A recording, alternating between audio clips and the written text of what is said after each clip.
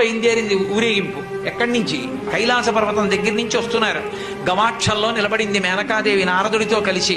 ఒక్కొక్కళ్ళు వస్తున్నారు. అబ్బా వెలిగిపోతున్నాడు, ఆయనేనా మా అల్లుడంది. కాదమ్మా, సూర్యుడు దిక్పాలకుల్లో ఉన్నాడు. ఆ వెనక వస్తున్నాడు, ఎవరో బాబాయ్ నల్లగా ఉన్నాడు దున్నపోత మీద, ఆయన ఎవరా? మీ అల్లుడు కాదు, బెంగపెట్టుకోడు, యమధర్మరాజు గారు. ఆ వెనకాతల అబ్బా చల్లగా ఎంత బాగున్నాడో, ఎవరు? చంద్రుడు, మీ అల్లుడు కాదు. ఈయనెవరోనయో చాలా అందంగా ఉన్నాడు, ఎర్రగా ఉన్నాడు, కాంతులీనుతున్నాడు, బ్రహ్మగారు. మీ అల్లుడి దగ్గర పురోహితుడమ్మా, పెళ్లి చేయడానికి వచ్చే బ్రహ్మగారు ఆయన మీ అల్లుడు కాదు.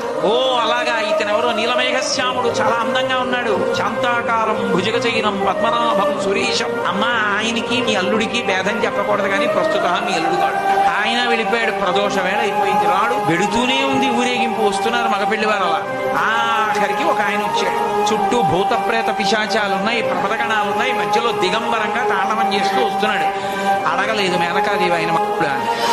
నారదుడే చెప్పాడు, ఆయనే మీ అల్లుడమ్మా అని మెట్లు దిగి వెళ్ళిపోయాడు.